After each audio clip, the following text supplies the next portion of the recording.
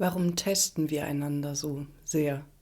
Oder auch anders formuliert, warum spielen Menschen so häufig Spielchen miteinander und testen einander auf bestimmte innere Fragestellungen? Also etwas wie, kann ich Menschen vertrauen oder meint es jemand gut mit mir? Ist jemand gütig oder großzügig oder werde ich hängen gelassen, wenn ich um etwas bitte oder wenn ich ein bestimmtes Verhalten nicht zeige, das vielleicht sich irgendwie abgespeichert hat als eine Form des Verhaltens, die gefordert ist in zwischenmenschlichen Begegnungen und in Situationen, in denen wir, vielleicht tatsächlich auch ein bisschen darauf angewiesen sind, zu spüren, dass die Situation sicher ist und die Situation erlaubt, dass wir ein paar Schutzmaßnahmen vielleicht auch fallen lassen können. Dass es, wie ich vermute, gerade in privaten Begegnungen, aber auch in anderen natürlich häufig, aber das ist oft, glaube ich, der Wunsch von uns Menschen, uns in einer Situation so wenig beobachtet und auch natürlich getestet und geprüft vorzufinden, dass wir uns nicht permanent Gedanken darüber machen müssen, wie wir uns zu verhalten hätten. Und wenn man ein bisschen genauer hinguckt, dann fällt, meine ich, auf, dass auch Situationen, in denen sich Leute dann häufig sehr veräußerlicht die ganze Zeit zusichern, dass man sich darauf verlassen kann, dass alles okay ist oder dass man nicht einem, einem strengen Blick ausgeliefert ist, sondern sehr akzeptiert wird, dass auch oder vielleicht manchmal auch gerade in diesen Situationen etwas nicht so Vertrauenswürdiges liegt. Denn das Beteuern, dass etwas völlig okay ist oder das Beteuern, dass man, so wie man daherkommt, keine Irritationen erzeugt, könnte auch ein Signal dafür sein, dass der Mensch, der das ausspricht, vielleicht an irgendeiner Stelle unbewusst nicht ganz so überzeugt davon ist, diese Offenheit und diese Gelassenheit tatsächlich aufbringen zu können. Das heißt, das kann so ein bisschen die Erfahrung werden, vom Regen in die Traufe zu kommen, von Situationen, in denen die Strenge äußerlich sehr spürbar ist oder sehr konkret als Maßregelungen vielleicht sich zeigt oder als bestimmte Blicke oder, also wir kennen das ja alle, wie sich die Signale von unserer Umwelt ausdrücken können und formulieren können, die uns dann so verunsichern, dass wir zusammenzucken und zusammenschrecken und uns eben nicht so verhalten, wie wir es machen würden, wenn wir vielleicht alleine wären oder wenn wir von Menschen umgeben wären, die wirklich in uns dieses Zutrauen auslösen, uns geschehen lassen zu können. Das sind die offensichtlicheren Fälle, also die schiefen Blicke, die Krämpfe in den Gesichtsmuskeln. Eine bestimmte Form des Atmens kann auch ein Hinweis dafür sein, dass sich Menschen am Verhalten stören oder an etwas stören oder tatsächlich an Hinweise und Interventionen. Ja, das sind die Dinge, die wir schneller orten können oder die wir schneller zuordnen können. Dann gibt es aber eben auch diese ganz subtilen Formen der Irritation, die nicht nur schwer auszumachen sein können, sondern vor allem auch schwer zu kommunizieren sein können. Und dann beginnt ein ganz merkwürdiges Spiel, das besteht darin, dass ein scheinbar sicherer Raum gestellt wird, also scheinbar an der Oberfläche oder auch auf verbaler Ebene, also es wird ausgedrückt, du kannst dich darauf verlassen, dass ich dir nicht in die Fresse haue, wenn du selbst bist oder dass daraus keine schlechten Konsequenzen folgen. Das ist die Ebene, auf der kommuniziert wird, verbal und ausdrücklich und diese Botschaft sozusagen formuliert wird. Und dann gibt es eine Ebene, auf der man aber spürt mit einem Teil seiner selbst, also vielleicht mit den Instinkten oder mit einem ganz feinen Gespür für Dissonanzen zwischen dieser Aussage, du kannst hier sicher sein, und der Atmosphäre, die im Raum entsteht, oder also nicht irritiert sein, dass es gibt ein Brummen, das möglicherweise hörbar ist. Das ist ein Hubschrauber, der irgendwie gerade hier herumfliegt. Aber passt vielleicht ganz gut zu dem, was ich gerade sagen möchte. Es gibt so eine Irritation oder so ein Wummern oder irgendetwas, das Unbehagen auslöst, das nicht ein so direktes Signal ist, dass man darauf zeigen könnte, sondern es ist etwas, was sich in der Tiefe irgendwie äußert und einen Teil der Wahrnehmung beschäftigt, sodass wir auf eine Weise aufgespannt sind. Und da ist ein Unterschied. Die verbale Ebene thematisiert oder bespricht oder sagt aus, alles ist okay. Eine andere Ebene verspürt dieses Unbehagen oder dieses, so okay ist alles vielleicht nicht. Und dann gibt es noch weitere Formen, wie sich das ausfasern kann, dass man sich zum Beispiel fragt, naja gut, vielleicht bin ich auch einfach misstrauisch oder vielleicht kommt das aus irgendeiner Erfahrung, die gar nichts mit der jetzigen Situation zu tun hat. Und dann fängt man an, irgendwie herumzugrübeln und sich zu fragen, ob man irgendetwas schon wieder falsch macht, indem man nicht vertrauen kann. Und damit vielleicht auch noch die andere Person verunsichert, die diese sichere Situation stellen möchte. Oder die Gruppe oder den Rahmen, was auch immer es ist.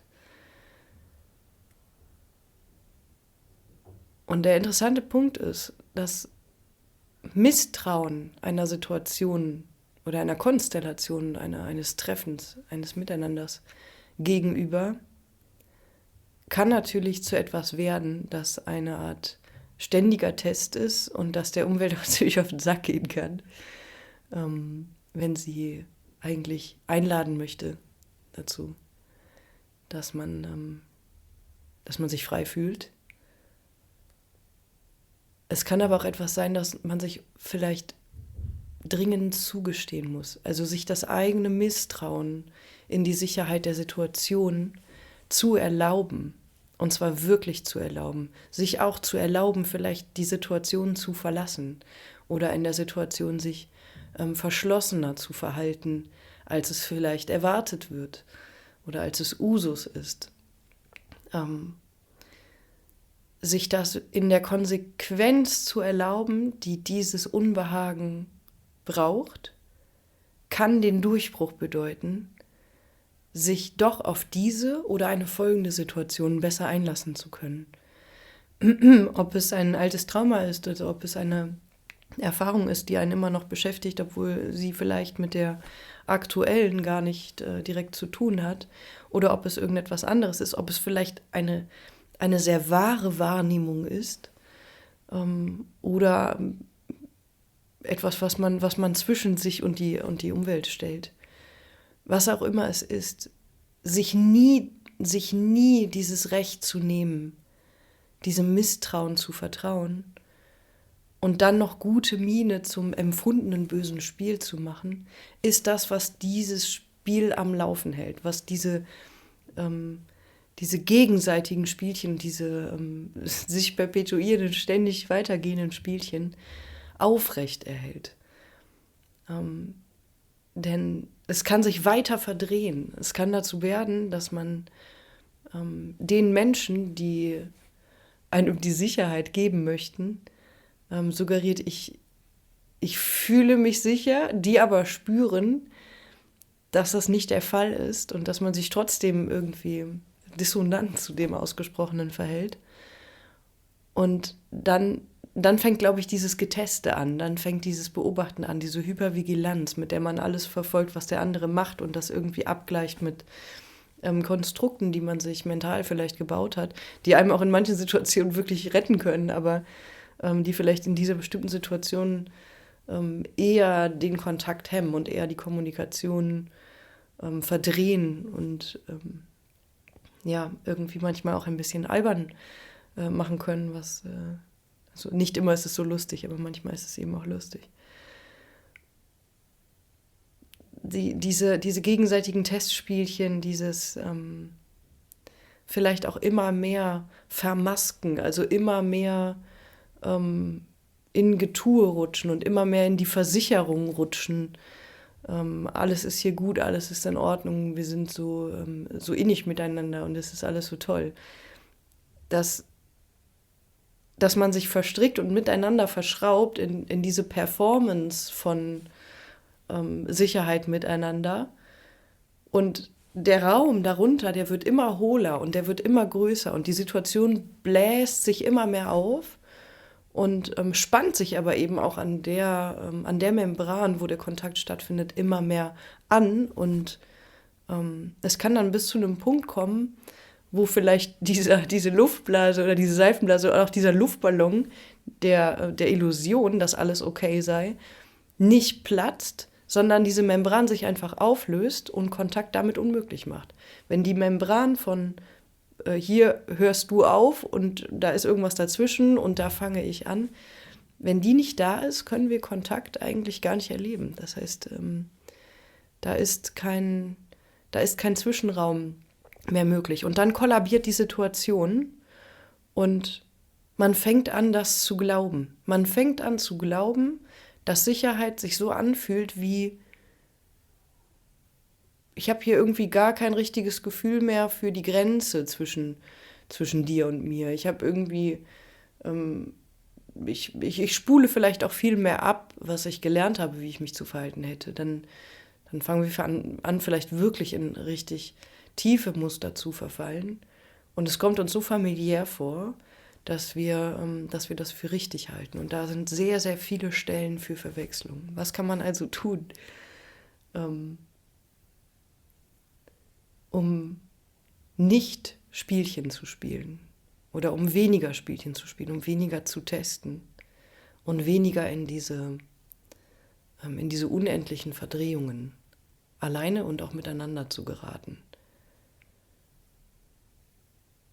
Ich denke, einer der zentralsten Schritte ist, alles dafür zu tun, alles Menschenmögliche dafür zu tun, mit sich selber zurechtzukommen, einigermaßen, so gut wie es nur geht, wenn man niemandem was nützt, wenn man niemandem was bringt, wenn man nichts zu verkaufen hat. Und in diesen Schrecken irgendwie hineinzuwachsen, mit dem Bewusstsein, mit der Zuwendung, die man da für sich aufbringen kann.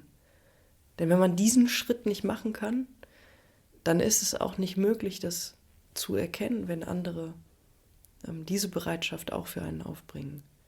Selbst wenn nämlich dann eine Situation auftauchen könnte, in der es wirklich sicher ist, wäre man nicht in der Lage, das zu sehen, weil der Blick oder das Gespür dafür verstellt ist.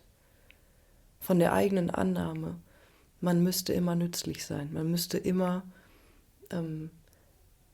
etwas Gutes beitragen zu einer Situation oder zu einem Miteinander.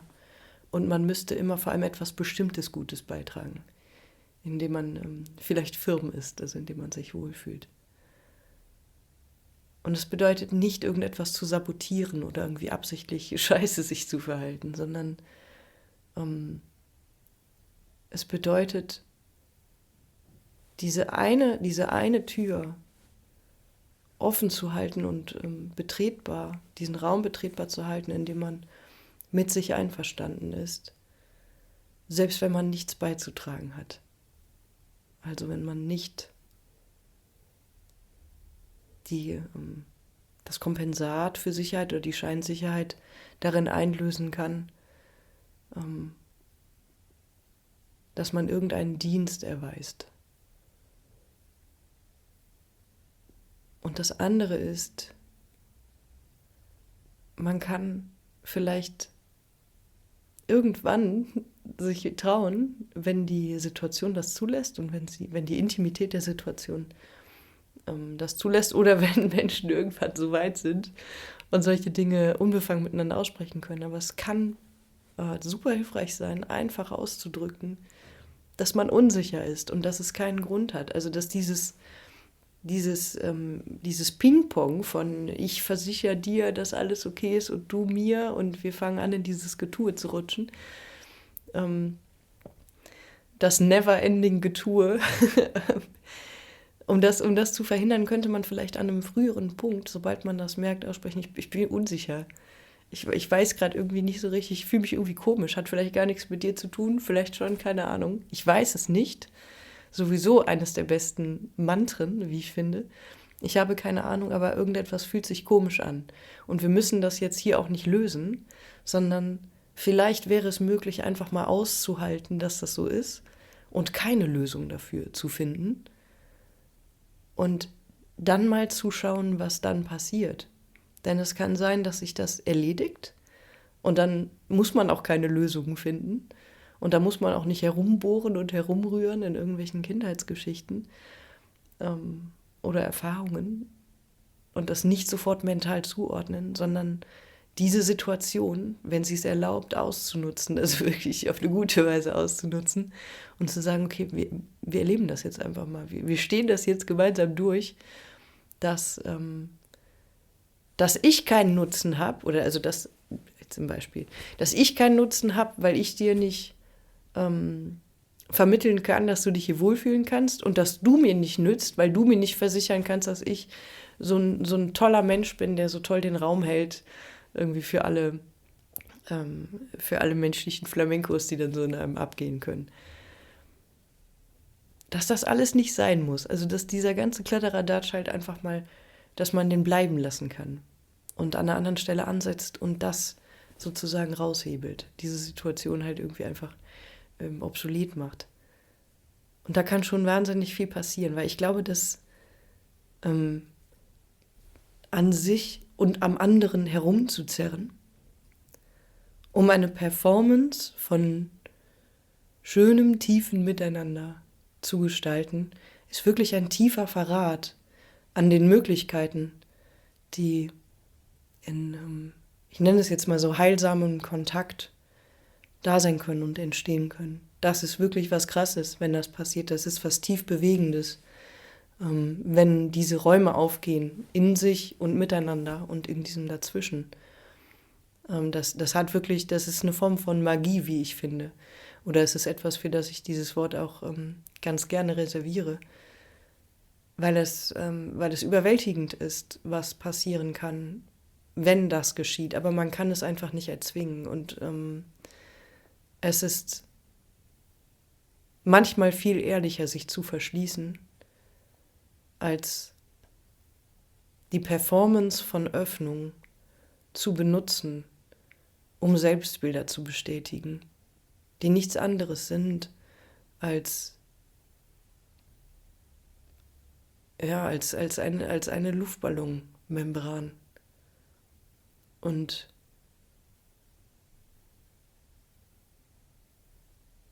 dann ist es, glaube ich,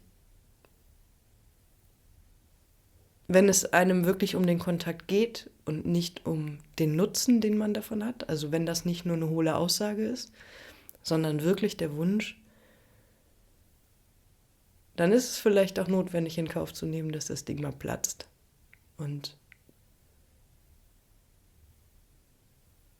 seine wahre Gestalt zeigt, um von dort aus zu sehen, was vielleicht anderes möglich ist oder was man anders machen kann oder was man von da aus sehen kann und begreifen kann, um es mit der Suche nach ehrlichem Kontakt so ernst zu meinen, wie es dieses Thema verdient hat.